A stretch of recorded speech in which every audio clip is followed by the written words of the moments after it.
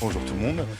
Donc on va voyager, oui et non. Bon, il y a des choses que vous connaissez évidemment dans les magasins type Amazon Go, Amazon Fresh, Cloudpeak, où il y a des caméras partout. On est effectivement, on émet de la donnée qui va être valorisée, un peu comme sur les sites web, hein, où globalement vous êtes suivi à la trace, tout est vraiment enregistré, tout peut être monétisé derrière. Bon, ça je ne vais pas vous l'apprendre, c'est votre métier. Par contre, ce qui va être intéressant, c'est qu'aujourd'hui déjà, avec son smartphone, je peux prendre une vidéo, un selfie. L'IA va pouvoir analyser mon rythme cardiaque transcutané, ma saturation en oxygène, mon état de stress, et ainsi de suite. Il y a même eu des expérimentations qui ont été faites avec Alexa, vous savez, d'Amazon, où en fonction de la sémantique et de l'évolution de ma manière de m'exprimer, il pouvait déterminer si j'étais en train de développer une maladie neurodégénérative. Donc, je ne sais pas si vous vous rendez compte quand même de ce que peut faire Amazon avec votre voix en termes de santé et de privacy. Donc ça, par exemple, c'est déjà en place chez des compagnies d'assurance comme Generali ou Sanitas en Espagne pour, évidemment, faire du pré-diagnostic avant votre rendez-vous chez le médecin. Mais imaginez aussi que ça peut être fait à travers des caméras de vidéosurveillance. Aujourd'hui, dans les labos d'Amazon, de Microsoft, une caméra peut relever les mêmes données à plus de 100 mètres grâce à des algorithmes, avec la vidéo qui est analysée par les algorithmes. Donc Big Brother est vraiment en mode watching you. Hein. On a évidemment la possibilité aussi, si on est en régime, ce qui me ferait peut-être du bien pour avoir mon summer body, de prendre en photo ce qu'on mange, avec une startup coréenne qui s'appelle Nuvilab, par exemple, qui va analyser votre régime alimentaire. Vous avez juste à prendre une photo. Alors, pour tous les gens qui font des Insta, des snaps de tout ce qu'ils mangent matin, midi et soir, c'est pas trop un problème. C'est déjà ancré dans les mœurs. Et derrière, il va vous proposer, du coup, le soir, parce que c'est associé à une machine qui produit des compléments alimentaires à la maison, et vous donner les compléments qui vont bien pour ne pas avoir de carence. Donc, encore une fois, c'est la donnée que vous partagez via une photo à un tiers qui peut être exploité.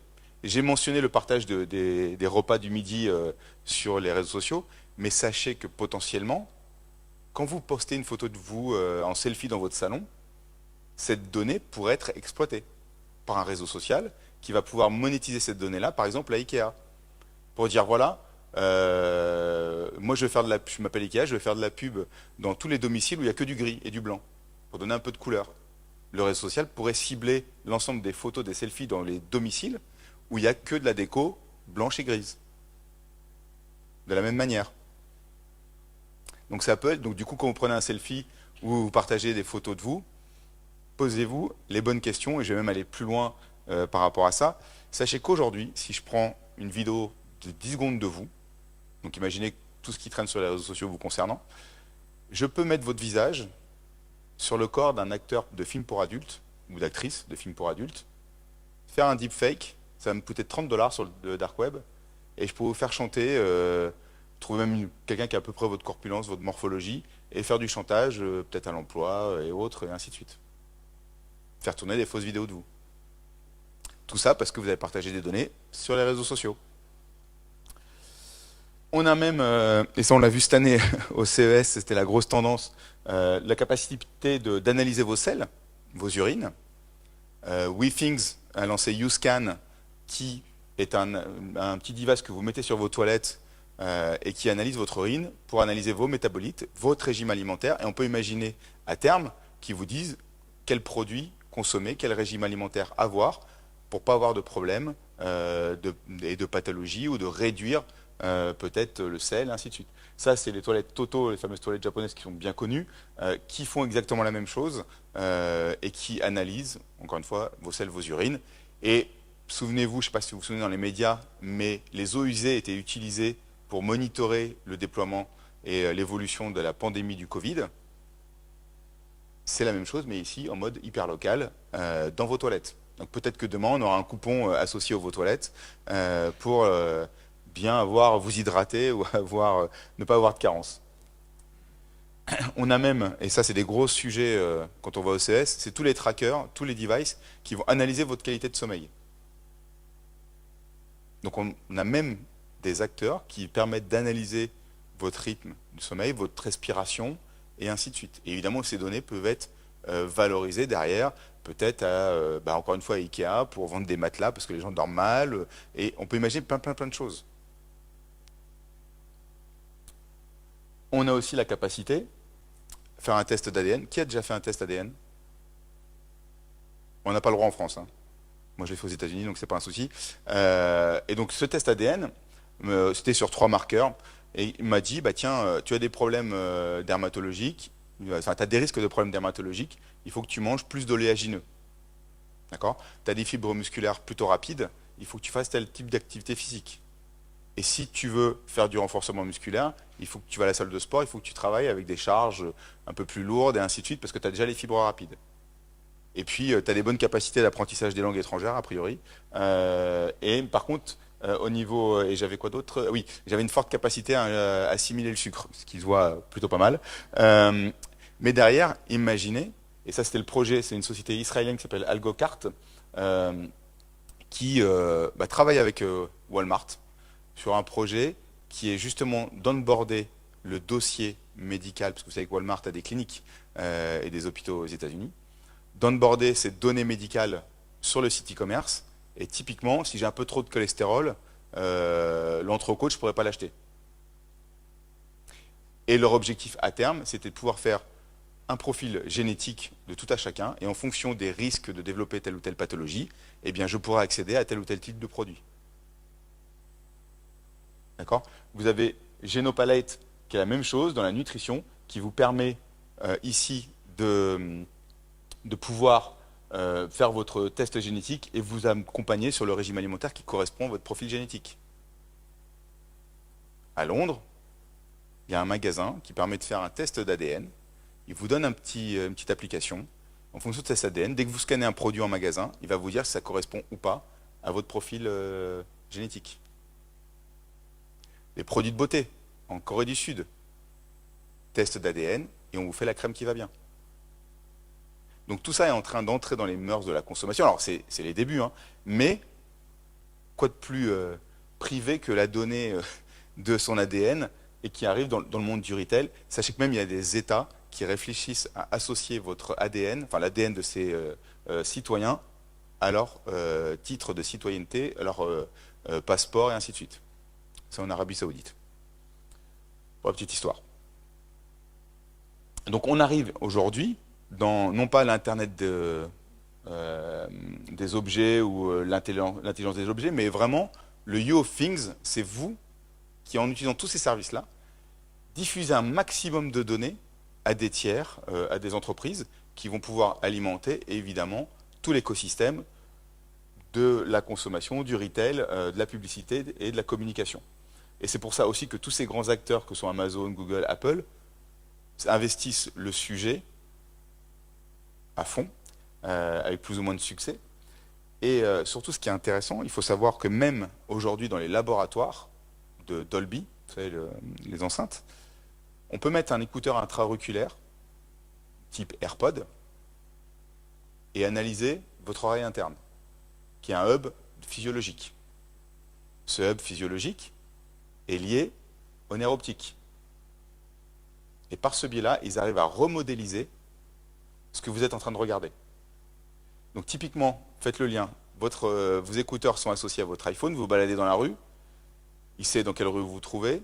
Quand vous tournez la tête, votre corps tourne en général, vous regardez une pub, eh bien Apple pourrait potentiellement le savoir. Vous étiez à tel endroit, vous avez vu tel panneau d'affichage. Et derrière, vous vous connectez en ligne et vous mettez la pub qui va bien avec ce que vous avez vu, évidemment.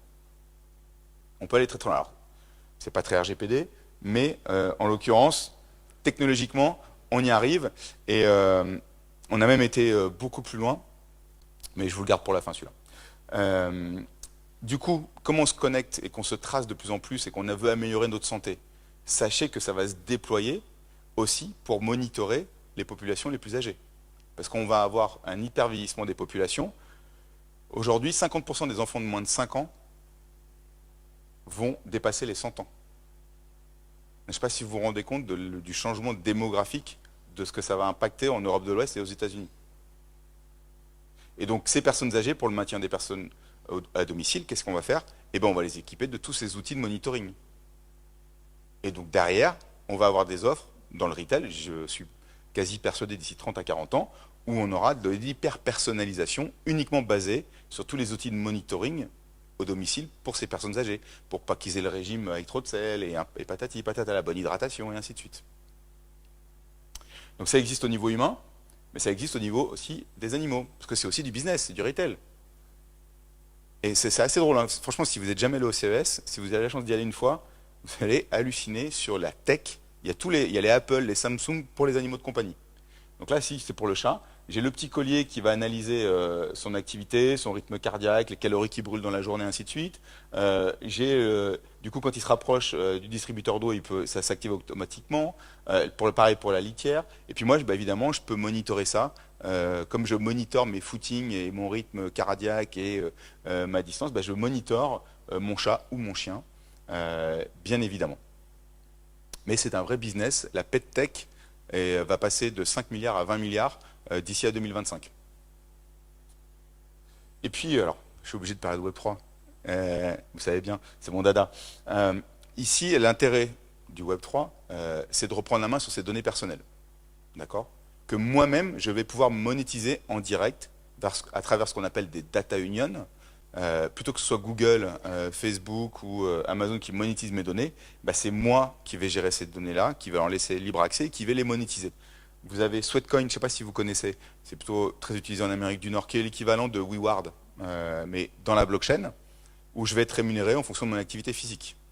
Typiquement, un acteur comme Decathlon l'a utilisé aux États-Unis pour onboarder et se faire connaître sur le marché américain par ce biais-là. Et là, je suis rémunéré en crypto-monnaie que je peux d'ailleurs utiliser pour des coupons ou acheter des produits et ainsi de suite. Mais c'est moi qui décide de partager ces données-là. Dimo, c'est la même chose pour la voiture.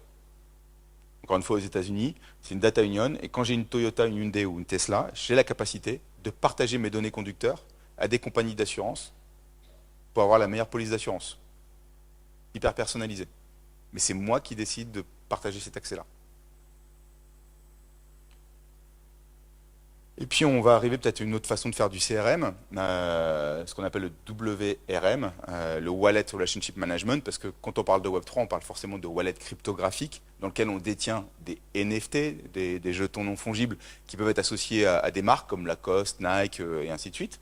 Et donc quand je me connecterai demain peut-être sur un site e-commerce, plutôt que de savoir que je m'appelle Nicolas Diacono, 45 ans, que j'habite en Seine-et-Marne et que j'ai 4 filles, peut-être que la vraie valeur sera de savoir que j'ai des NFT de Dead Fellas, Rumblekongs, Cool Cats et ainsi de suite. Et on pourra me scorer, me segmenter différemment. Donc il y a d'autres types de données aussi qui vont arriver pour les retailers. Vous avez une startup qui s'appelle Absolute Labs qui veut devenir le Salesforce du Web3 et piloter tous ces éléments-là.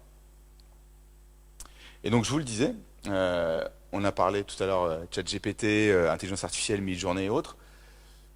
Dites-vous aujourd'hui, et c'est ça qui est assez dingue, Stable Diffusion, c'est l'équivalent d'un mid-journée pour faire court, donc création d'images à travers des prompts, donc du texte.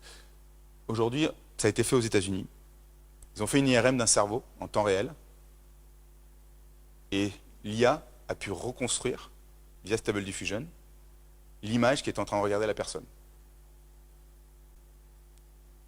Alors c'était assez flou, mais on voyait les contours, l'environnement et ainsi de suite. C'est pas du 4K, je vous le rassure.